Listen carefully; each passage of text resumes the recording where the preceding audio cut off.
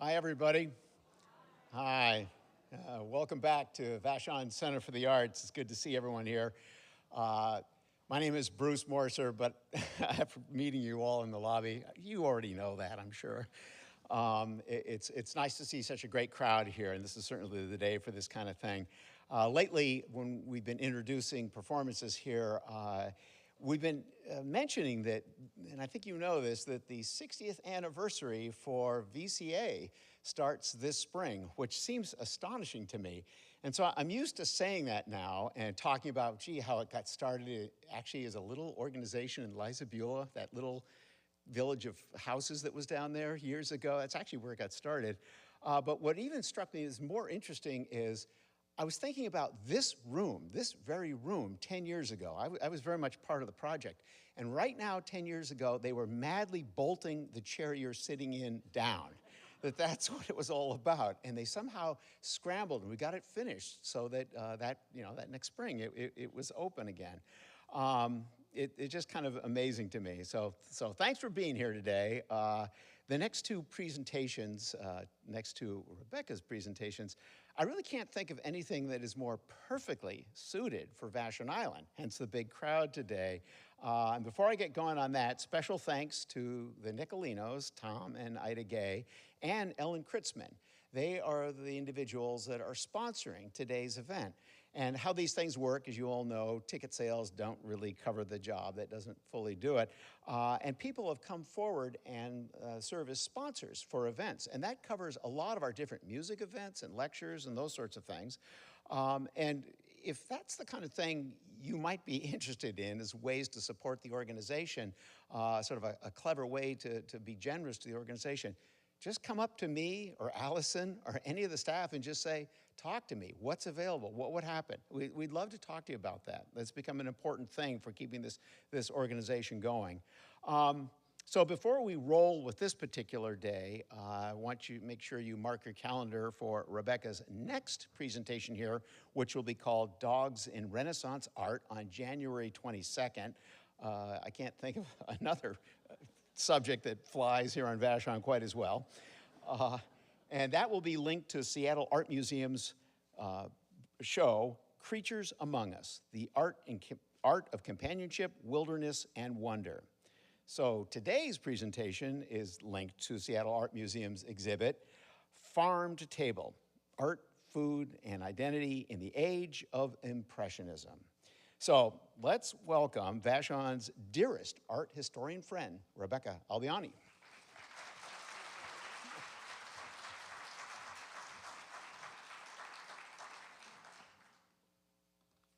Modern art museum directors know that the fastest way to fill their galleries is to put on any exhibit with the word Impressionism in the title.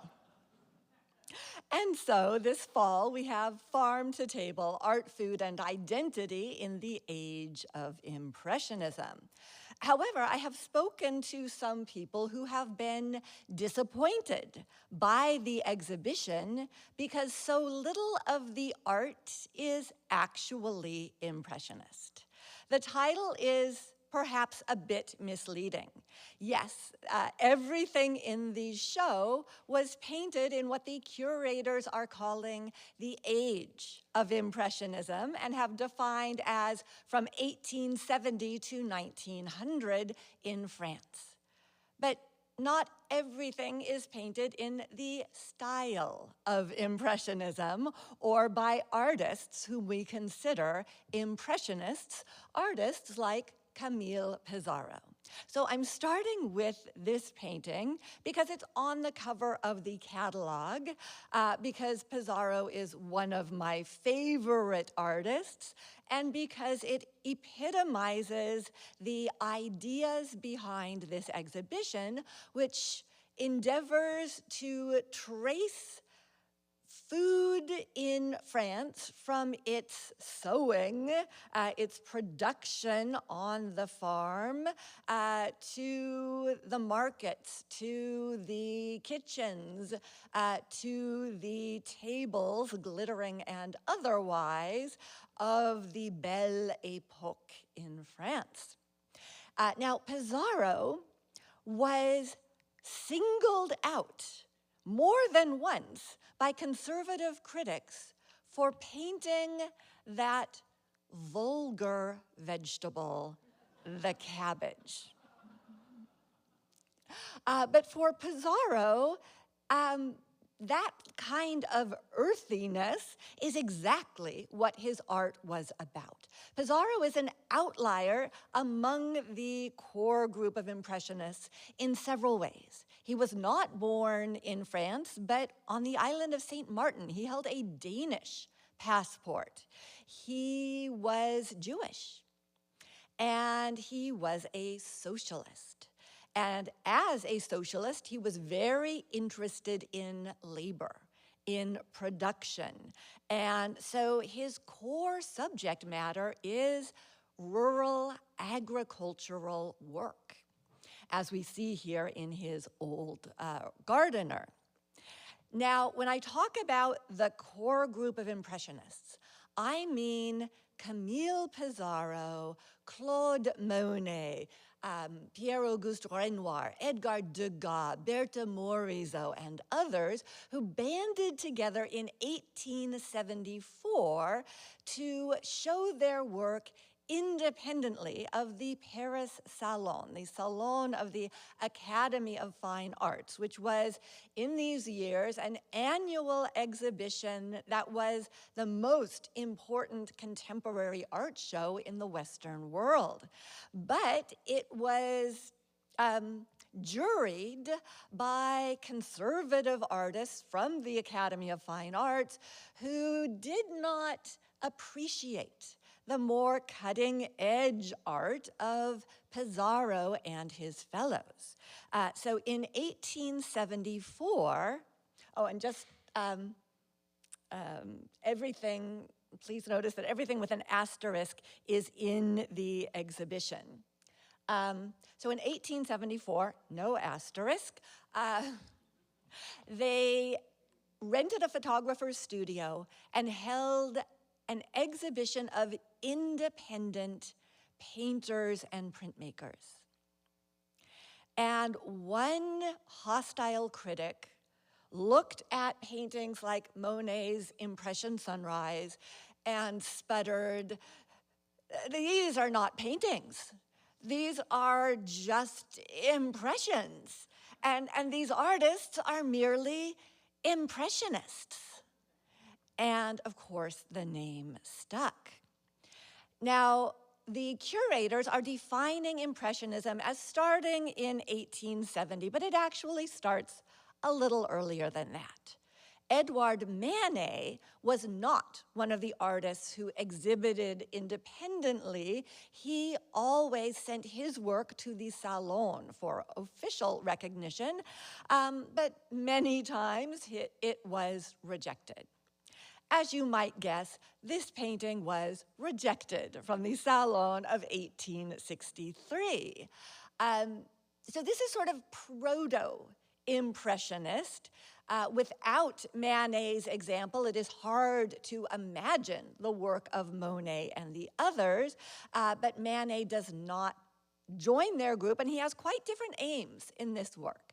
So Manet is interested in the painting of modern life, but he's viewing it through a very intellectual art historical lens. He is working through various genres in art history, and with this painting, it is Venetian paintings like Giorgione's The Tempest and Titian's Country Concert that he is looking at, paintings which include naked women and fully dressed men.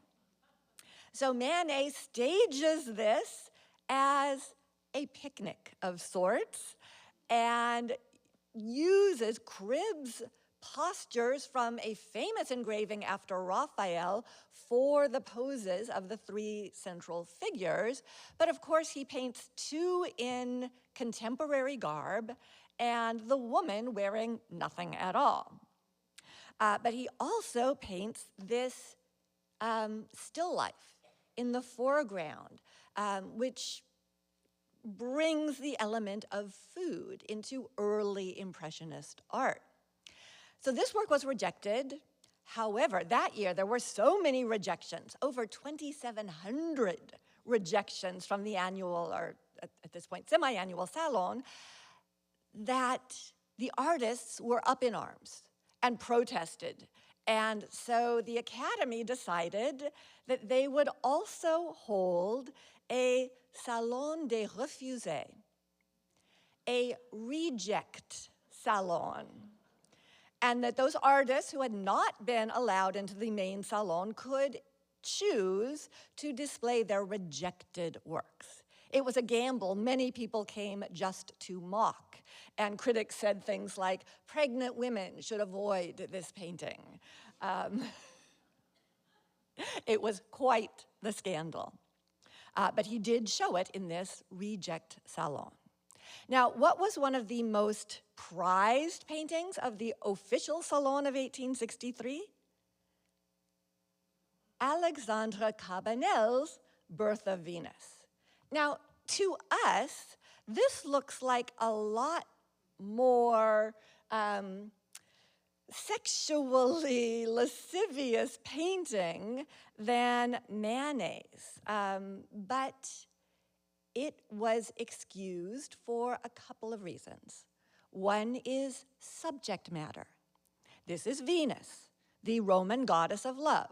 Therefore, she has every right to be now lounging naked on her wave as the putti fly above her and she's being born from the surf. But the second is technique. This is a technically excellent painting. It is painted in the time-honored academic fashion based on drawing. The hair is so beautifully rendered. So this is the kind of painting that audiences expected to find in the salon. But Manet and the younger artists he influenced, they wanted to paint the life of their own times, not the goddesses of another epic. They didn't want to paint the Bible. They didn't want to paint ancient history. They wanted to paint their own time, and they wanted to do it in a more modern fashion with more personalized brushwork. Now, Claude Monet saw the luncheon on the grass at the Reject Salon, and Monet was obsessed by that painting. He decided that he would recreate it, but without the problematic nudity. Rather, it would just be an image of people of his own class doing a banal thing, having a picnic in a glade in Fontainebleau Forest. So he picked an actual site he made studies of. He made studies of the dresses, each of the poses. But here was the catch. Monet was going to paint this picnic on the scale of the most important salon paintings. This is a 6-foot wide painting, but it is a sketch for a work that Monet planned to be 15 feet high and 20 feet wide.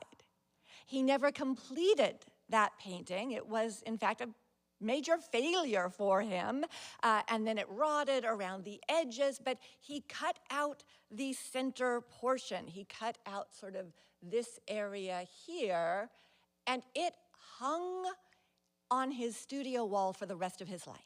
So this was a key painting for Monet that taught him that he didn't have to use salon scale. He could paint contemporary life, and he could do it on a more modest scale, as in fact his contemporaries, his Impressionist colleagues like Renoir would do very successfully. This is not in the exhibition, but we wish it were. It would fit perfectly. By the 1880s, though, Monet had largely abandoned figure painting. And now we are in the first section of Farm to Table. He had abandoned it in favor of pure landscape. And in 1890, he paid his neighbor not to thresh his grain so that Monet could paint the neighbor's grain stacks through the winter. So this title is misleading. This is not a haystack, this is a grain stack. It's a particular way of stacking grain in Normandy, which is then thatched like a Norman roof to protect the grain inside that pile from the elements until the threshers have the opportunity to come round to that field and thresh the grain. But Monet prized this as a subject, and he painted these grain stacks in every possible atmospheric condition. He painted them in bright sunlight. He painted them in fog, in mist. He painted them under the snow, at sunset, at sunrise, and so forth. He painted a whole series of grain stacks. And when his dealer exhibited them, later in 1891, the show sold out. It was the first time Monet began to achieve some financial stability.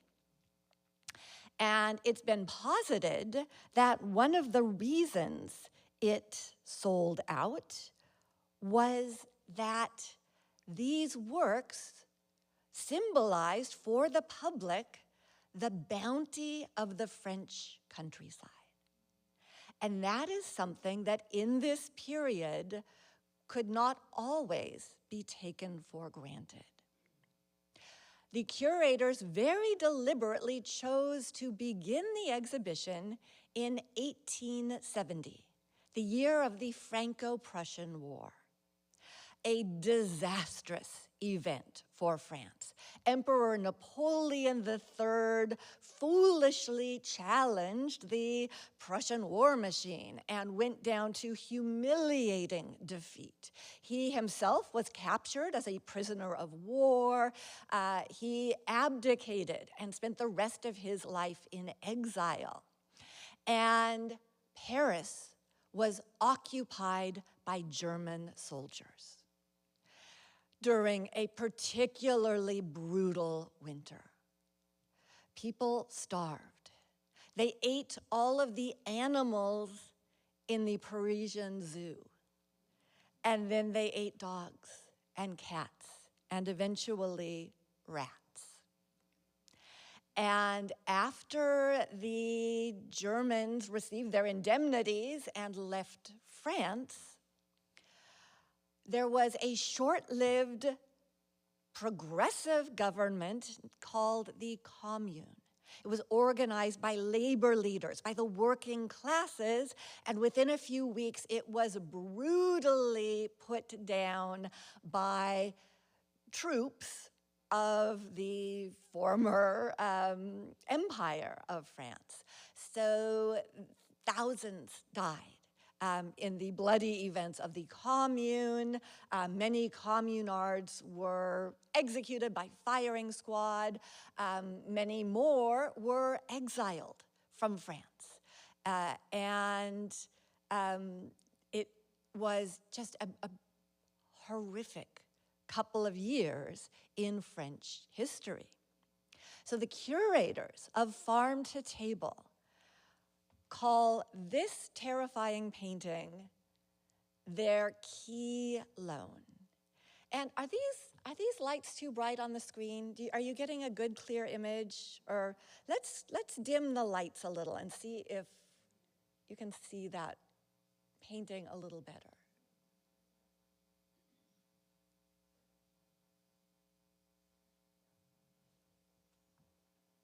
Is that better?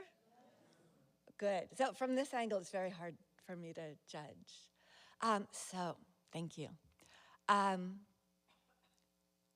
This is a painting of a rat cellar during the siege of Paris, painted by an academic artist, Narcisse Chailloux.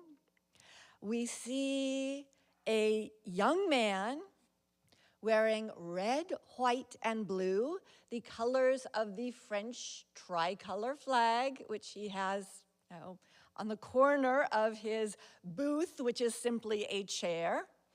Behind him hang red, white, and blue posters encouraging people to sign up for the National Guard for the defense of France. But this young man is rolling up his sleeves because he is about to butcher a rat, which is pinioned on that chair. There's an already butchered rat right there. This is a grim, grim painting. But it is also a painting about resilience, because this is France. They're not just going to throw a rat in a pot. Oh no, it's going to be properly filleted. Because the French do not have an ordinary relationship with food. And in the period between 1870 and 1900, France recovers brilliantly and evolves into, again, a world capital that people flocked to largely for its gastronomy. French haute cuisine becomes the most valued food cuisine in the Western world. And so this is an image of exactly that sense of French pride that even though they've lost to these sausage eaters and beer drinkers, they have this, this very French resistance and resilience. This may be a macabre painting. It may be a painting of this very low point in French history, but it is happening with style. This famine, however, cast long shadows. Nearly 20 years later, when another academic painter, Paul-Louis Delaunce, was asked to paint a mural in the office of the prefect of Paris's town hall, an official responsible for public safety, Delaunce chose the famine of 1870-71 as his theme. So this work in the exhibition is a study for that wall painting. This gray rectangle is where the door frame would be. But what he has painted is a bread line in front of a boulangerie, a bakery, which is guarded by a soldier with a rifle, because there were bread riots in Paris in these years. And so armed guards needed to maintain order in the streets in front of the bakeries. On the right, we see a family that is walking away with their allotment of bread, but to the right of them, we see some headstones, which remind us that not everyone was so lucky. Now, the countryside was not as badly affected as the capital by the events of 1870 and 71. And Jean-François Millet, who, in addition to Gustave Courbet, those two were the most important realist painters of mid-19th century France. Millet here depicts a pasture near Cherbourg. He had fled with his family to Normandy, but he had been raised on a farm in Normandy. He trained in Paris, but thought it was a cesspool. So he raised his own family in the countryside and considered himself a peasant painter. So like Pissarro's, Millet's major subject is rural agricultural labor. So what do we see in this pasture in 1871? We see young cattle on the left. We see sheep. We see more cows. We see agricultural workers in the distance. We see these ancient stone walls, so old that they have greenery growing on top, that are dividing the pastures. We see in some a countryside that is ready again to do its job of providing food for the people of France. Now, the first work that you will see when you enter the exhibition is by Charles-Émile Jacques. It's this shepherd and his flock. And this is a blockbuster. This painting is 9 feet high. That shepherd is essentially life-sized. Those sheep seem to be pouring out of the wall at us, and each one is an individual portrait of a sheep. This is not an Impressionist painting, but it's a very good one. And it is on that heroic scale that the Academy favored for its most important works. So Jacques was a landscape painter associated with the Barbizon school who eventually specialized in painting animals. And one of the reasons this work is salon-worthy is that in addition to depicting an anonymous shepherd, an anonymous rural worker in front of this, timeless countryside, there are no train tracks or smokestacks in the distance, Jacques also is painting a subject that has biblical undertones because Jesus described himself as a shepherd and the faithful as his flock.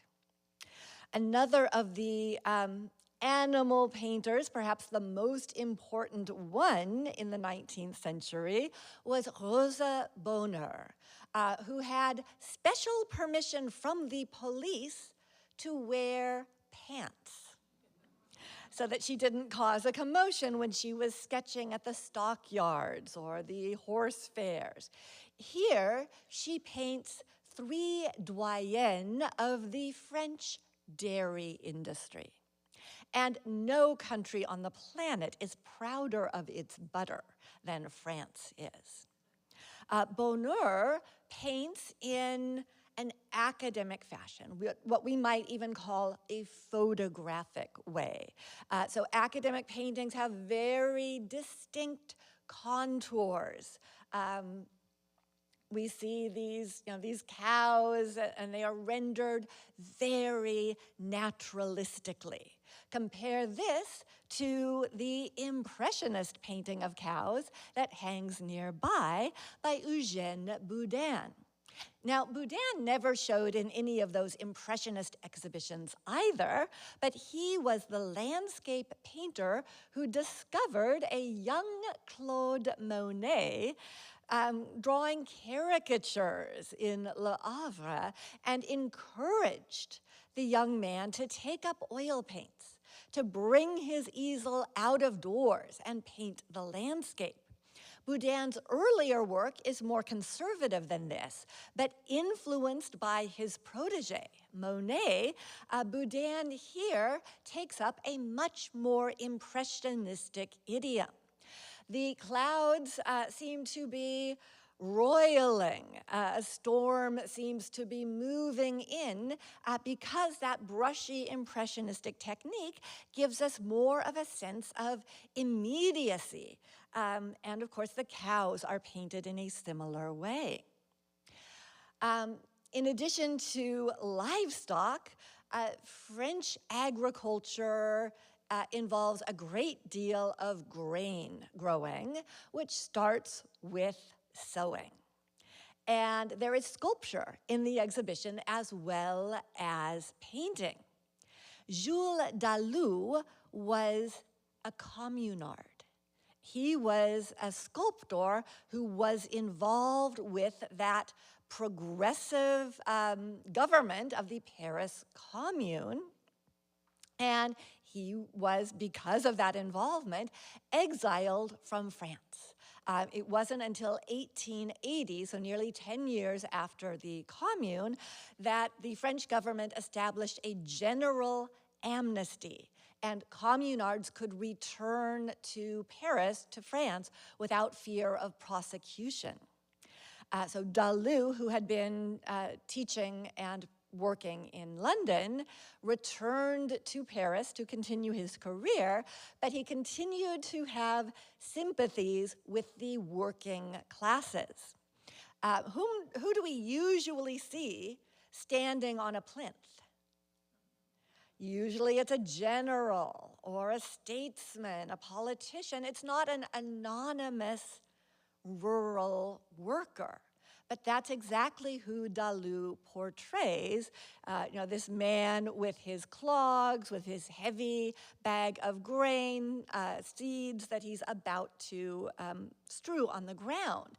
But this work, too, alludes to the Bible because Jesus told a parable of a sower whose seed sometimes landed on rocky soil, and sometimes the crows swooped down and ate it up before it could sprout. Only occasionally did the seed land in fertile ground, and for Jesus, that was a metaphor for the Word of God.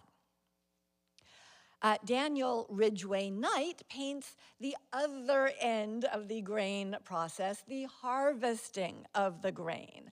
Knight was one of the many Americans who studied painting in Paris in the late 19th century.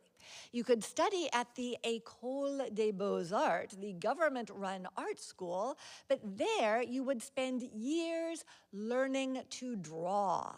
After drawings, after plaster casts, eventually in the life drawing studio. But if you wanted to learn to paint, you had to do that privately. You could join one of the ateliers of a teacher at the École des Beaux-Arts or enroll in one of the many painting schools that had sprung up in Paris.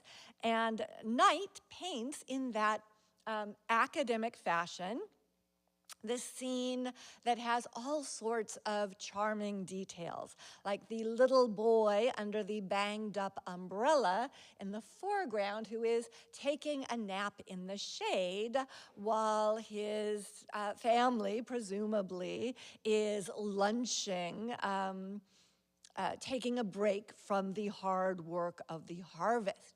So this is a somewhat romanticized view of this rural labor, as is Alfred Boucher's peasant woman leaning on a pitchfork. Now, she is strong. She's another figure we don't usually see in bronze.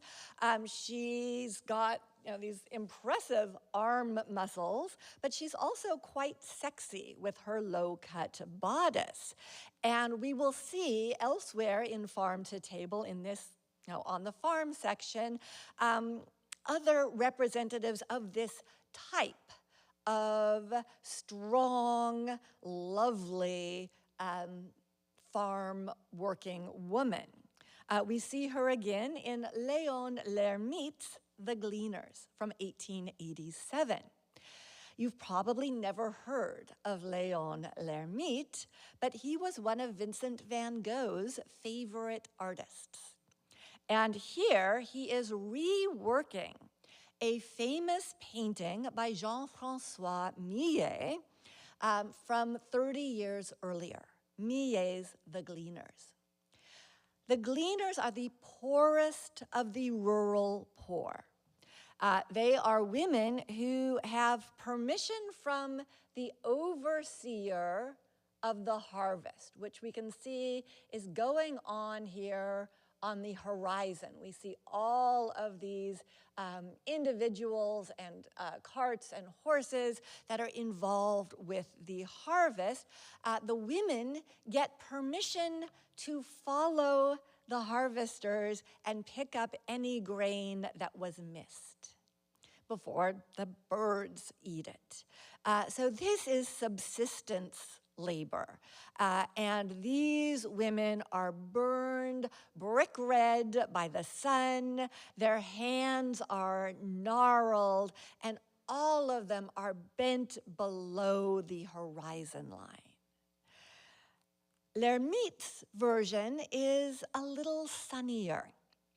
We do have the two women in the foreground who are doubled over, gleaning grain from the ground, but they're younger and more attractive than Millet's women, and they form this diagonal that leads up to the heroic figure at the top who breaks the horizon line at about waist height.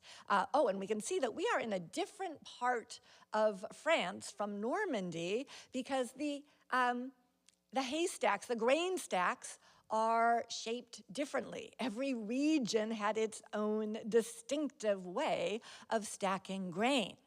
But that woman at the top of the diagonal wears a faded red headscarf, a white blouse, and blue skirt.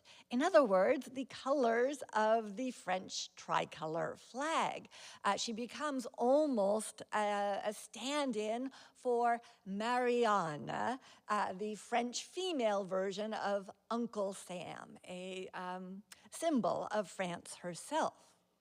And we see this sort of Marianne figure also in Julien Duprez's haying scene. So this is hay. This is fodder for animals, not grain for humans. But here, this energetic farm worker with a much brighter red headscarf that more obviously emulates those red, white, and blue colors, is wielding her pitchfork on a dynamic diagonal. She's strong, she's lovely. Her labor is going to to aid this entire effort of the harvest that is going to fatten up the cows and the sheep and the other livestock of France.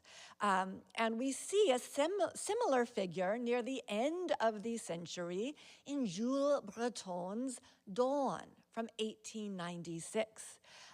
This woman, barefoot, has already used her scythe to gather her first sheaf of wheat, even though it is only daybreak.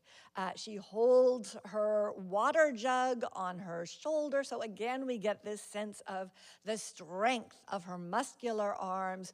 She too wears the red headscarf and the blue skirt, and she is again this rather romanticized, powerful figure of the female harvester in an academic work of painting.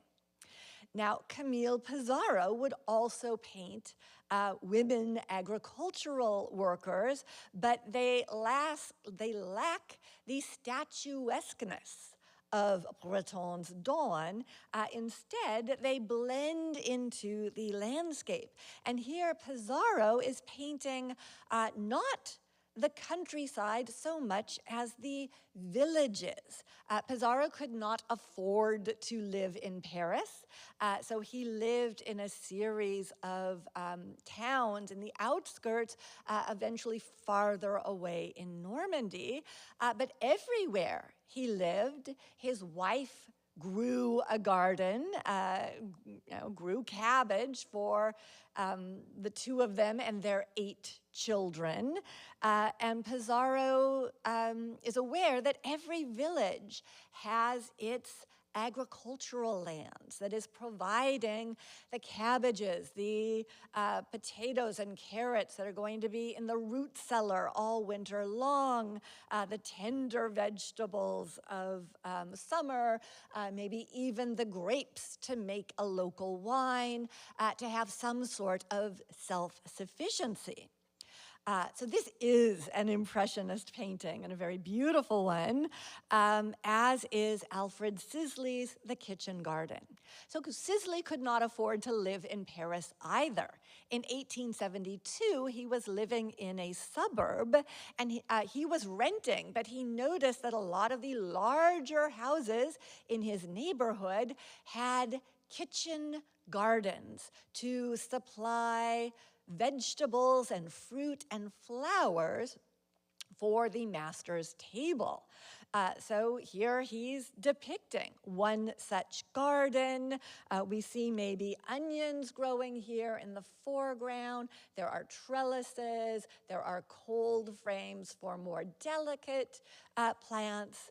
And it's he's capturing a moment in time, as he does a few years later when he has had to move even farther from Paris and like to go out into the countryside and paint orchards. So this apple trees in flower is just a gorgeous example of one of the founding members of the Impressionist group plying his trade on apple blossoms. We see, as in Pissarro, the agricultural workers. And again, they sort of fade into the background. They become part of the scene. What Sisley is really interested in here is the fluffy clouds and the puffs of white apple blossoms that are still in the trees, but also the pinks of the blossoms that have fallen to the ground. This is a particular moment. The trees are still in bloom, but they have started to leaf out, and it's ephemeral. And Sisley captures that momentary quality with the dabs of Impressionist brushstrokes. He has captured this momentary phenomenon eternally on his canvas. So these Sisley's and Pissarro's are Impressionist paintings, and we might even say that this Paul Gauguin is as well. Because in 1879, Gauguin was under the tutelage of Camille Pissarro and was painting and exhibiting with the Impressionists in those group exhibitions. Here, Gauguin was living in a suburb which has since become part of Greater Paris, and from his attic window, from his studio, he looked out onto rooftops and trees, but also a swath of agricultural land, because Paris was so massive that the outskirts included market gardens, places that grew produce for the insatiable maw that was Paris. So this is before Gauguin goes off to Tahiti and changes his style into something that we call post-impressionism. This is when he's still looking at the scene before him, painting modern life. There are some works in the show that remind us that not all food production in France happened in the soil. Jean-Baptiste Carpeaux, a magnificent 19th century sculptor, is represented here by this figurine of the winkle picker, a woman whose job it is to comb the seashore for clams and mussels and winkles that she will place in her basket. And the only work from Sam's permanent collection that is in the exhibition is Monet's fishing boats at Étretat. Monet's boats are not in use here. They are winched up onto the shore, and there is an angry ocean visible in the background, pounding surf, which reminds us of the precariousness of the fishing industry in France, how dangerous it was to go out on these little boats and cast your nets or your lines for fish, a harvest from the sea, to then bring back to your community, or perhaps to put on a train to Paris. Monet, of course, is an Impressionist, and this is within that core Impressionist period, 1874 to 86. But Léon Gustave Ravon is an academic painter who was, for a time, the official painter of the French Navy.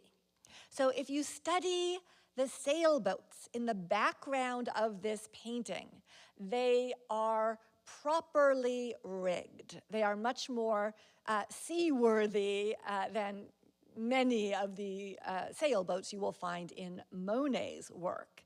But if you look in the foreground, particularly in this area where we're meant to imagine that the surf has stayed on the beach and we are seeing reflections, that area is handled in a very loose fashion.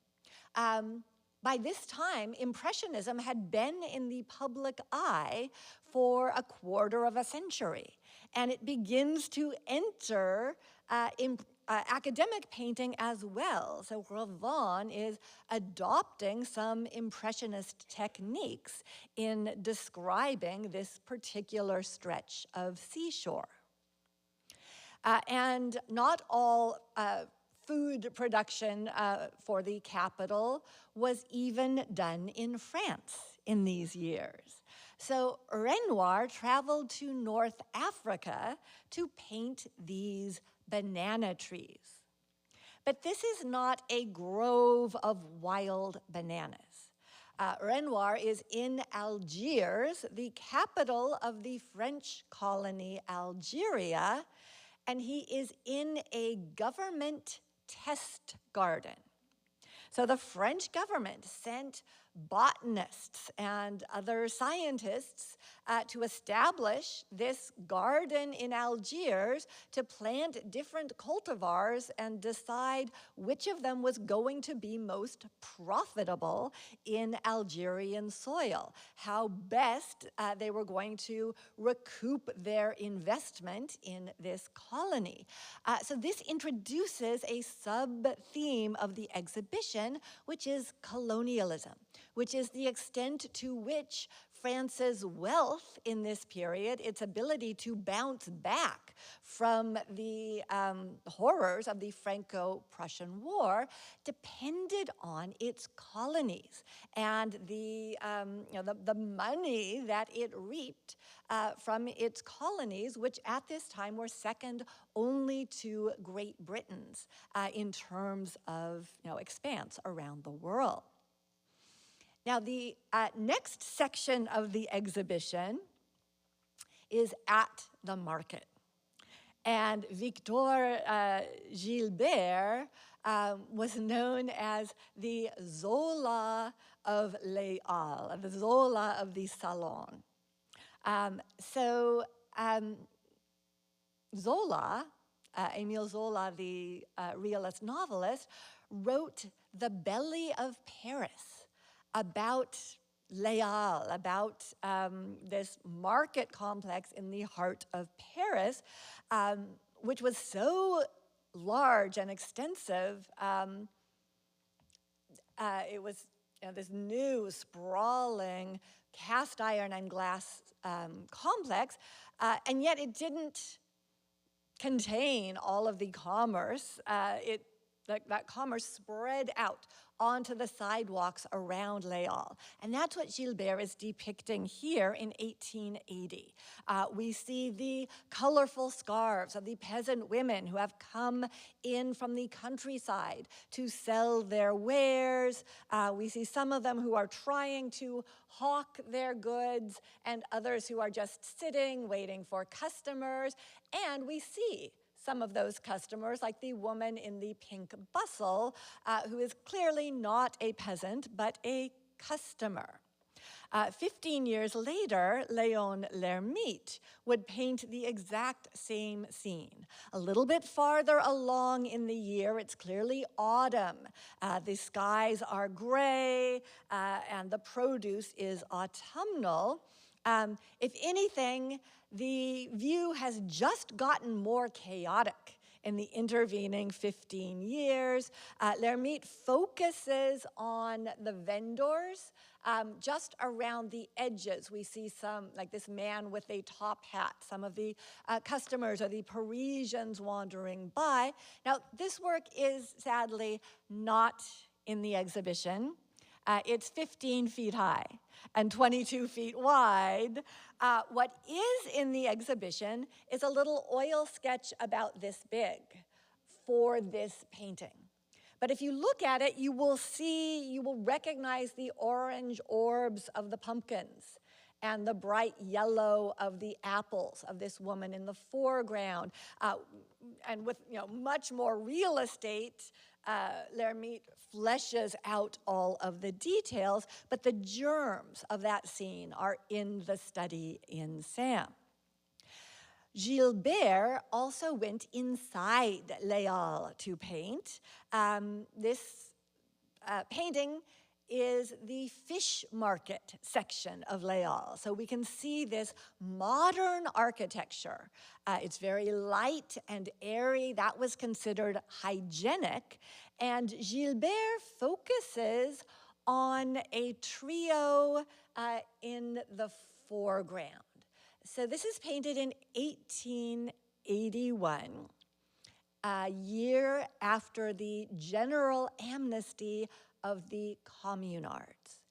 And that was a time when the conservative press was really stoking fears among the upper crust that the return of these violent revolutionaries was going to lead to mob rule, to more uprisings in the streets.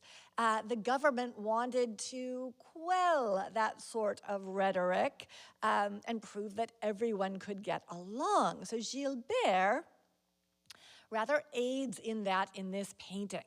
What we're looking at is a trio of people of different classes. This woman is obscenely wealthy. Can you see that she has a fur muff, a fur-trimmed coat, fur-trimmed hat? Why she didn't send a servant to the stinky fish market, I do not know. But clearly it was important enough to her to go there and negotiate with the stall's proprietress, who was also quite well dressed with her flower-bedecked hat, but she wears a bloodied apron over her dress. And then we find the working class man. That blue shirt identifies him as a worker, a laborer, maybe part of a labor union even.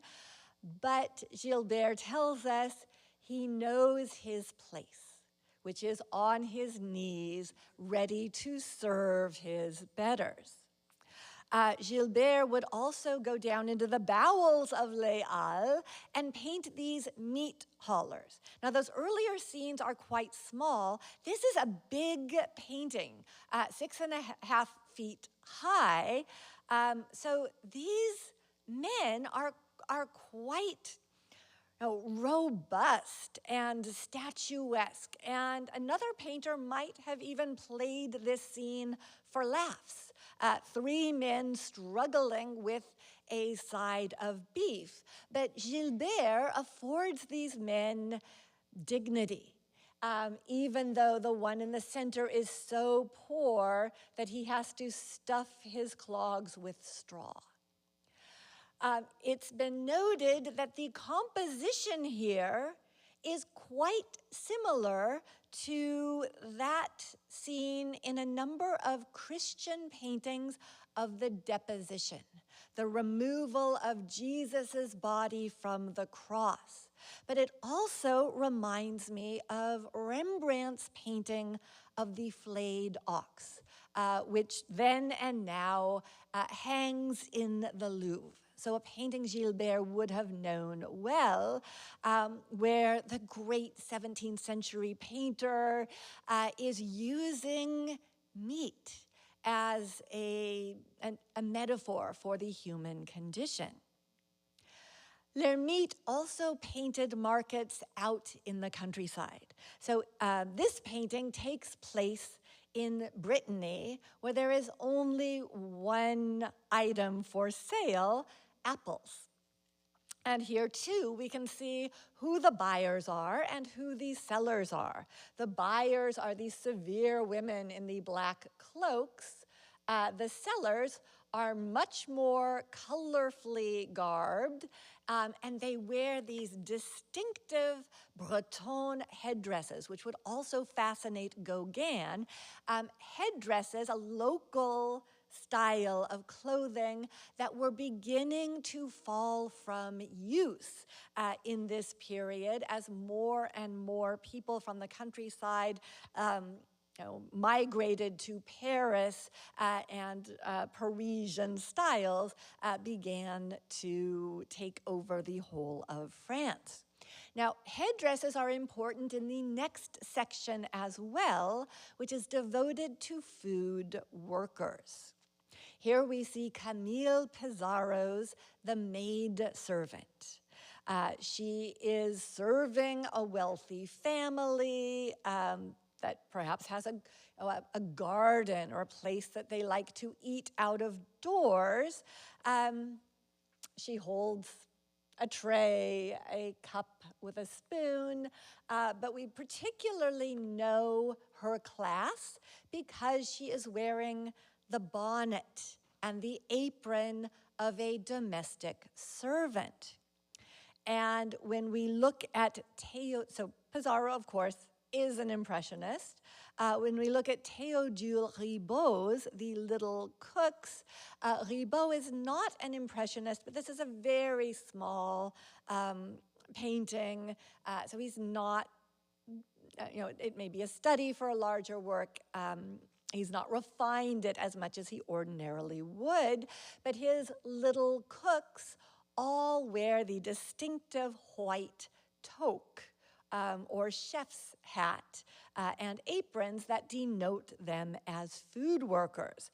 The one in the foreground is having a coffee break.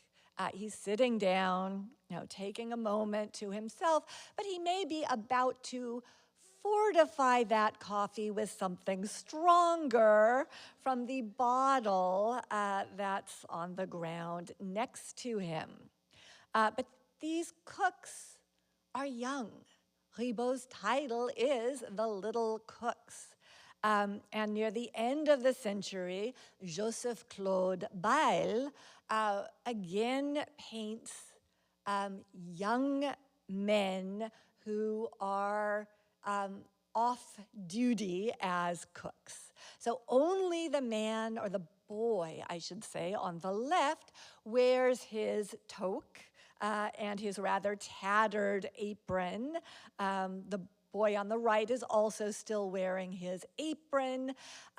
They are playing cards and smoking, and it's probably not water in that jug with the lemons that they are drinking, but they are clearly food workers.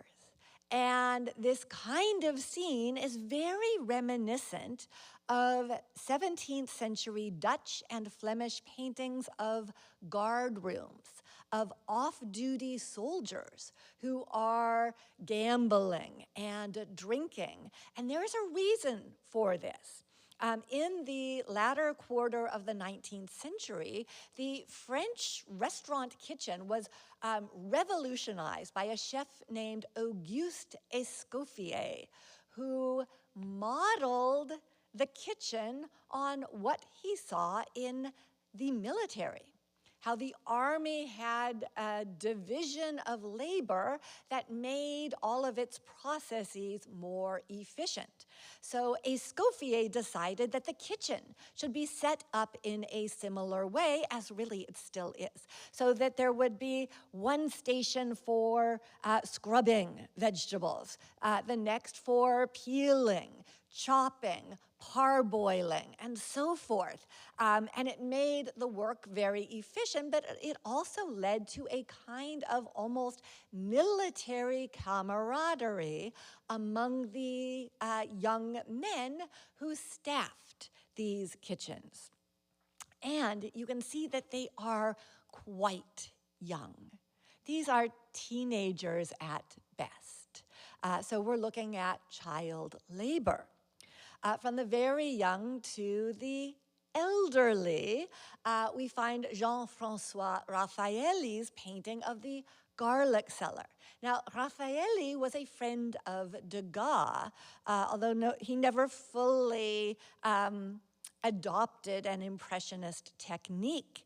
Here he paints a man who has managed to grow a little plot of garlic. And now he is on his way to try to sell it. It certainly has not made him rich.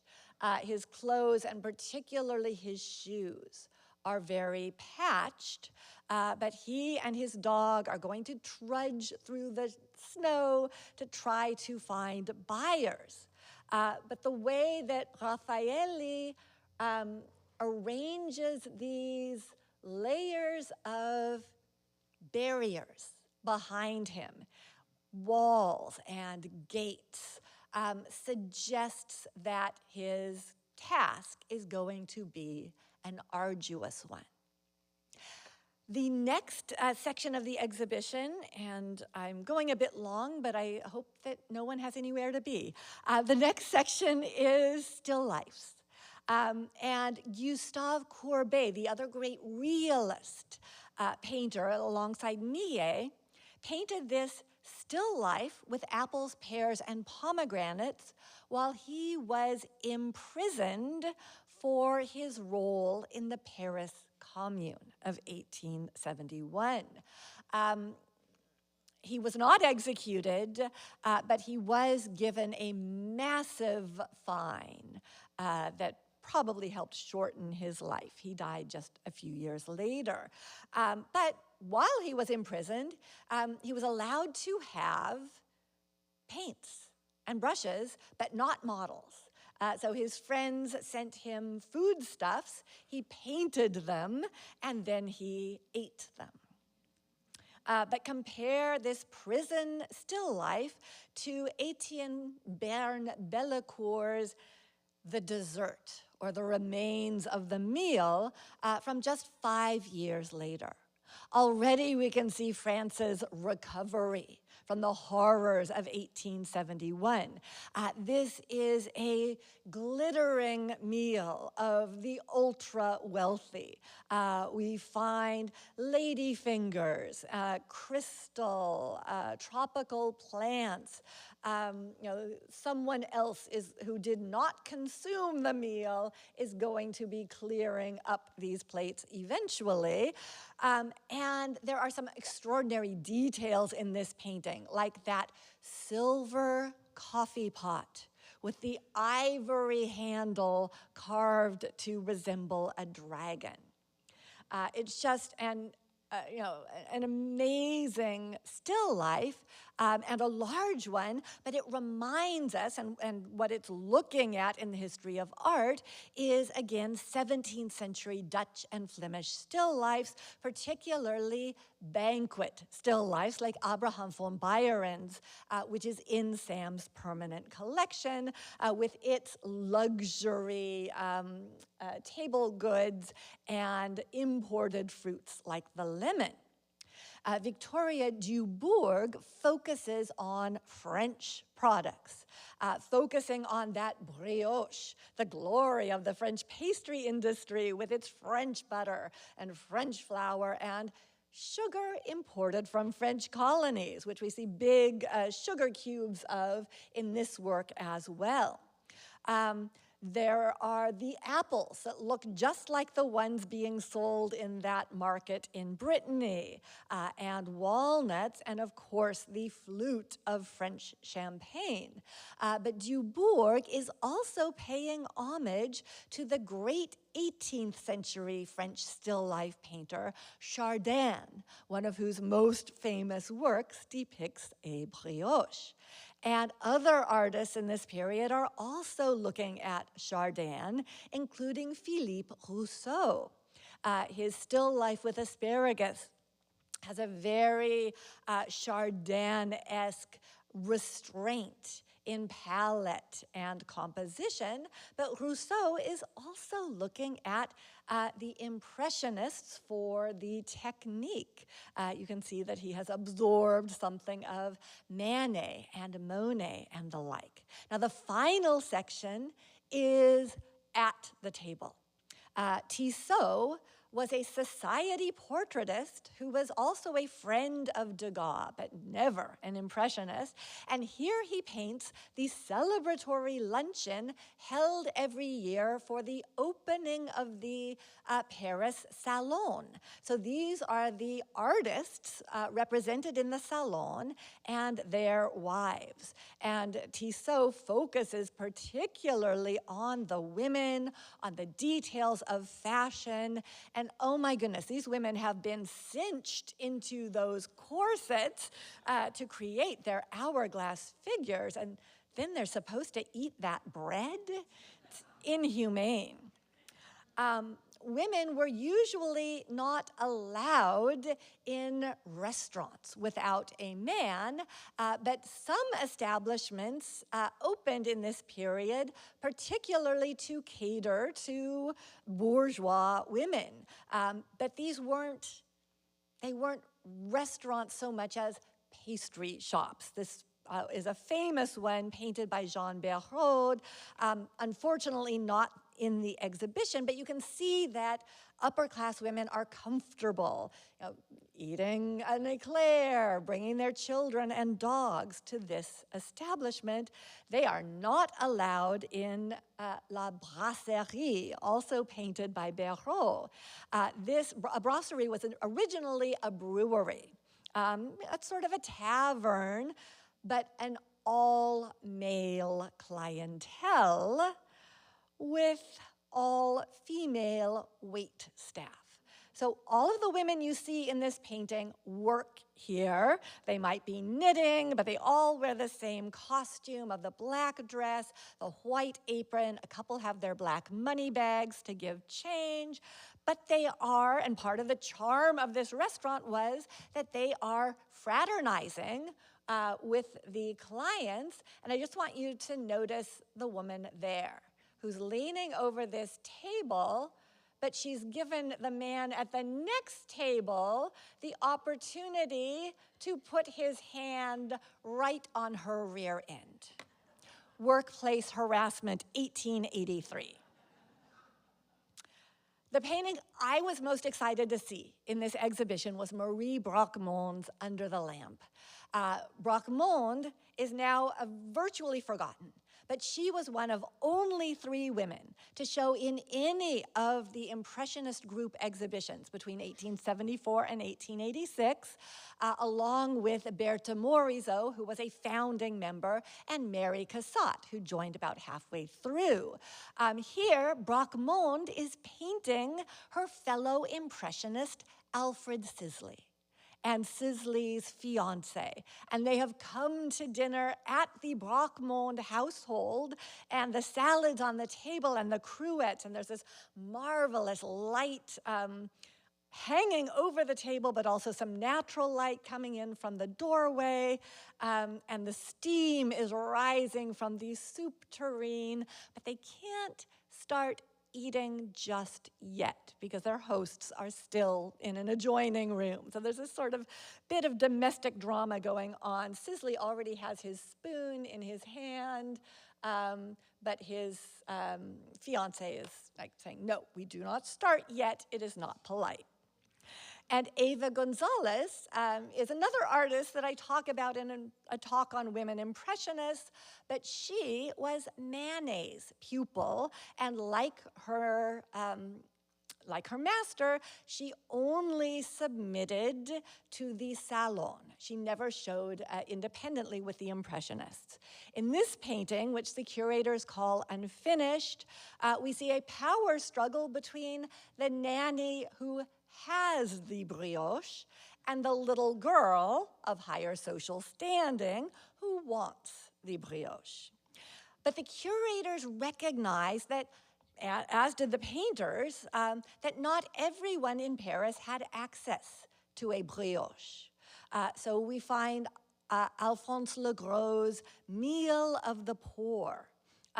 This might be a soup kitchen or an inexpensive restaurant where you could get a cheap glass of wine and a bowl of soup for a few pennies. Nevertheless, Legros does not demean these people. He affords them some dignity. And this is France. So they are eating on a white linen tablecloth. It might be a little frayed, but it is linen. Then we'll find William Bouguereau, the artist the Impressionists most loved to hate. Bouguereau was the epitome of academic success. A professor at the School of Fine Arts, a painting teacher privately, but the Impressionists reviled him for his artificiality. Because academic painting is based on beautiful, fine pencil drawings, the Impressionists felt that it always looked gray, that the flesh tones were always gray, the shadows were always gray. Compare Marie Bracquemont's blue and lilac shadows to the Bouguereau. But also, so Bouguereau painted lots and lots of nymphs and Venuses and the like, but he also had a subset of works of waifs, adorable girls to tug at your heartstrings. And here we find one eating gruel in a miserable kitchen barefoot. Is this girl starving? No, she is rosy-cheeked and plump. She is a model that Bouguereau has brought into his studio and made beautiful drawings of and had posed for this painting. The Impressionists do not see this as reflecting modern life. And the last work you will see as you exit the exhibition is Léon Jean-Basile Perrault's The Orphans. Now, if you see this exhibition, I want you to admire that hand that is outstretched towards us. It is perfectly foreshortened. It is a gorgeously realized academic hand. And salon painters spent years mastering hands and feet and faces for their expressive potential. That hand is extended towards us for charity. And I could give two opposite interpretations of this work. The first would be that we are looking at a mother and child. That this is very similar in composition to many Christian images of the Madonna and child, of Virgin Mary and Jesus. However, the baby holds an apple, and that reminds us of Eve's sin, of the forbidden fruit of the Garden of Eden, and paints this girl as a fallen woman. Yes, she is reduced to begging, but she brought it on herself. But the other interpretation would hold that that apple is there simply for the color red, which would give this a red, white, and blue color scheme.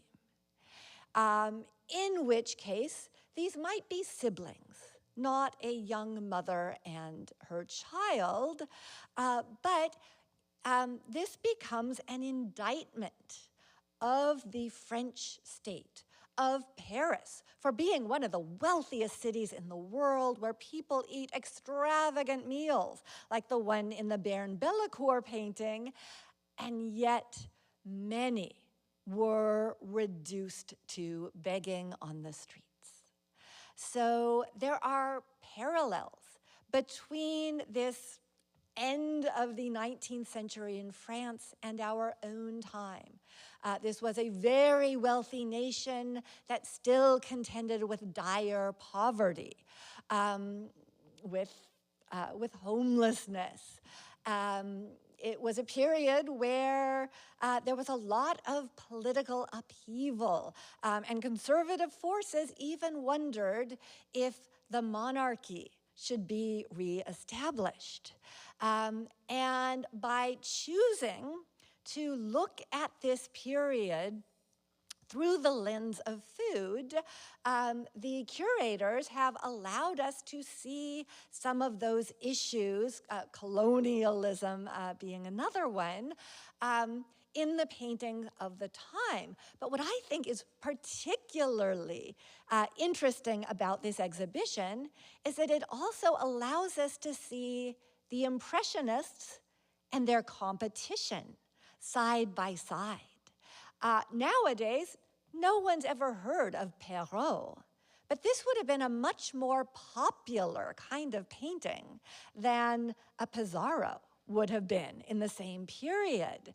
And this is what people went to the salon to see, the technical excellence of these painters who did not get into the art history books because they didn't hitch their wagon to movements that went from Courbet to the Impressionists to Cézanne to Picasso and so forth, but who nevertheless were really good painters who produced worthwhile paintings. So From Farm to Table gives us an interesting sociological view of Paris going from eating rats to becoming a gastronomical powerhouse, but also art historically of both the avant-garde and the rest. Thank you.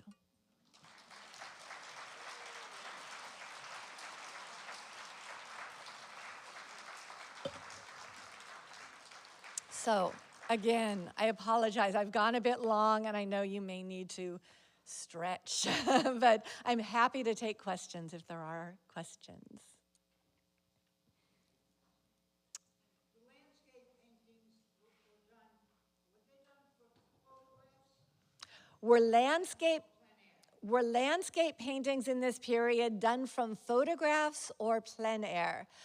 They would have been done by the Impressionists, at least, plein air. So it's an interesting question when you get to something like Charles-Émile Jacques, or these combinations of figure and landscape that we saw in some of these works.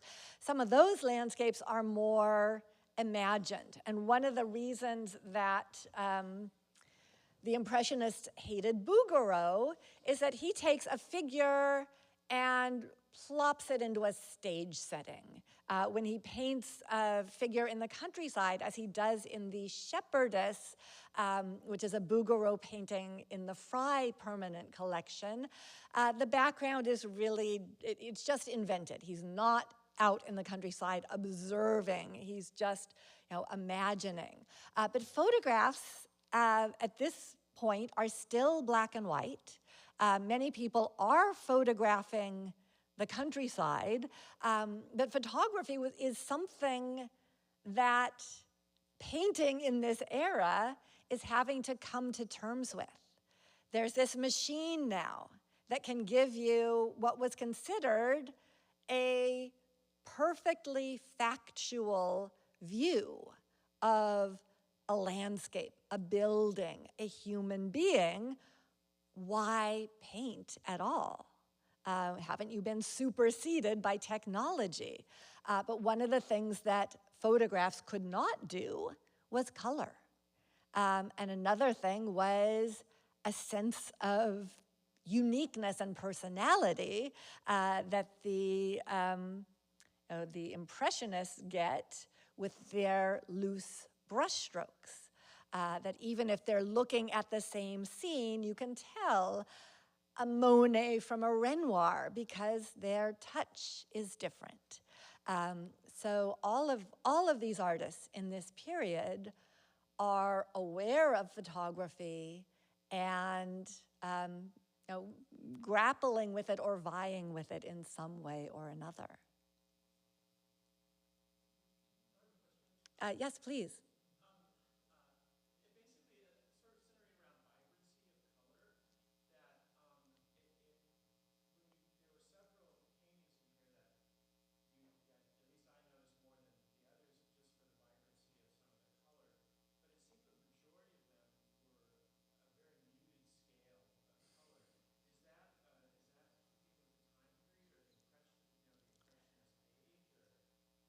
So the comment was that there are a few paintings here that are very vibrant in their colors, but most of them are quite muted.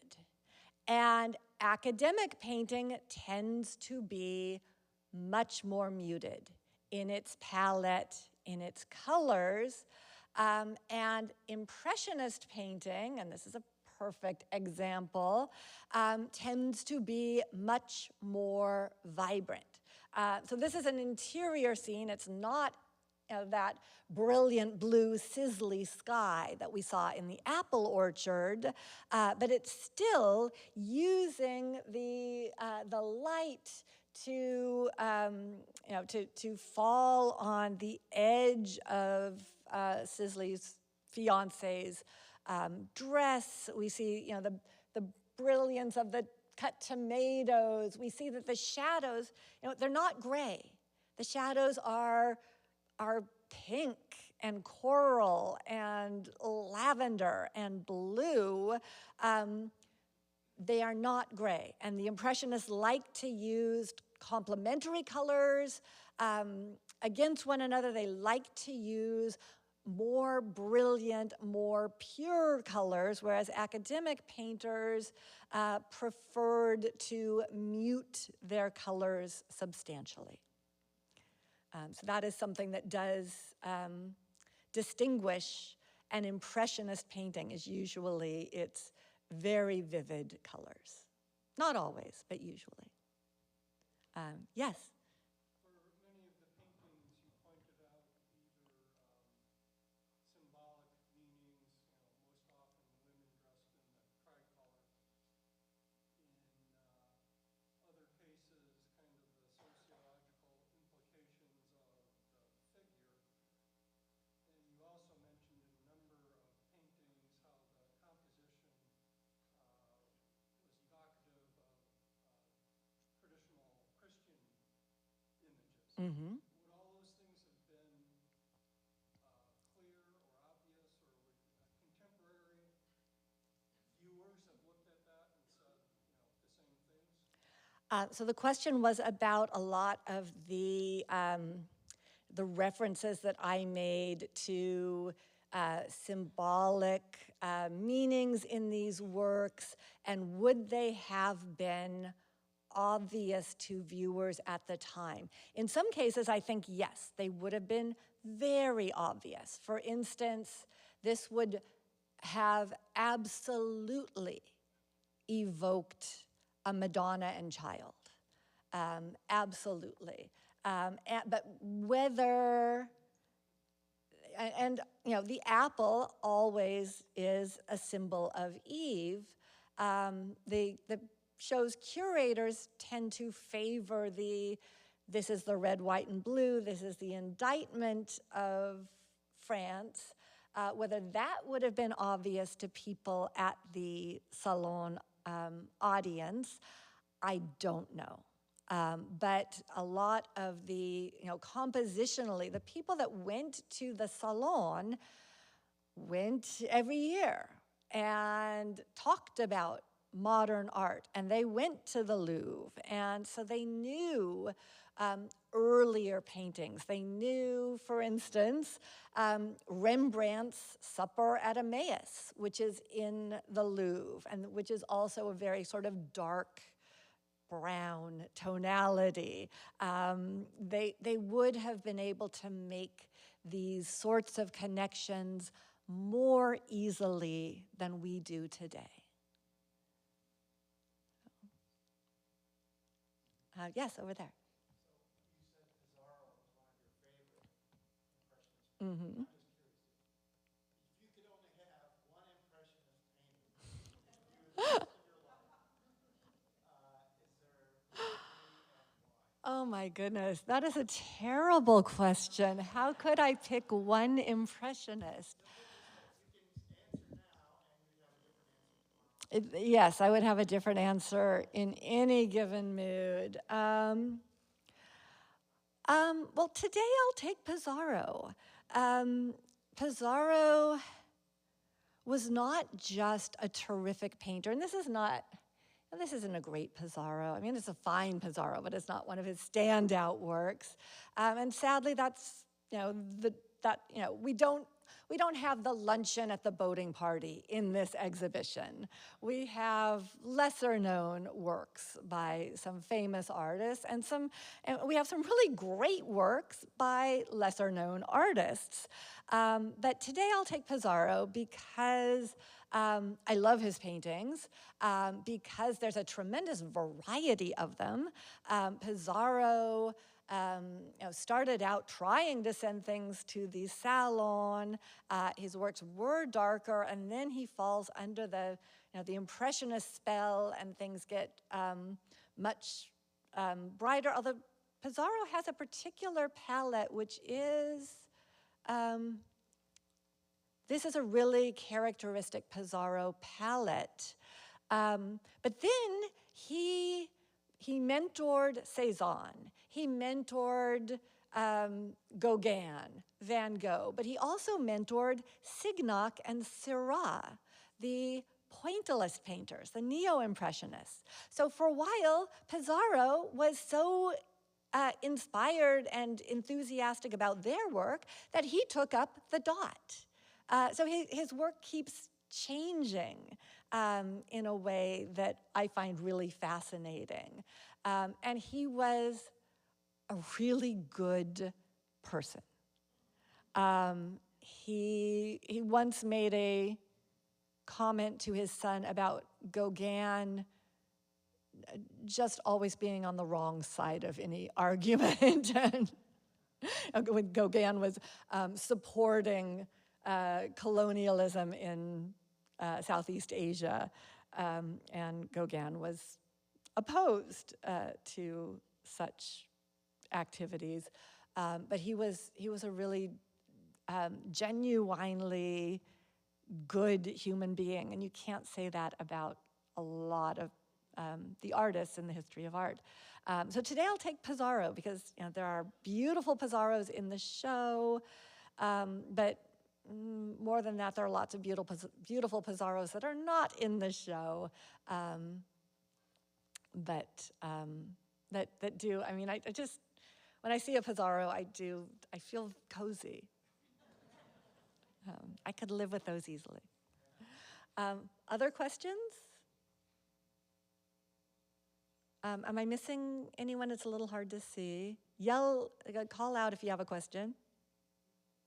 Okay, well, I will be back in January.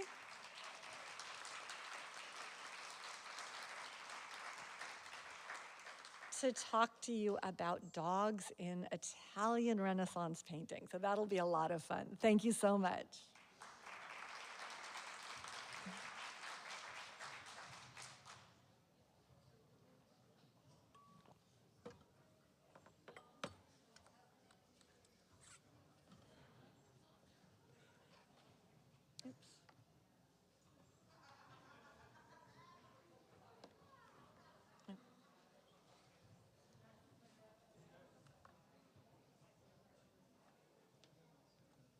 Thanks much, Rebecca. Oh, thank That you. was particularly inspired today. That was fantastic.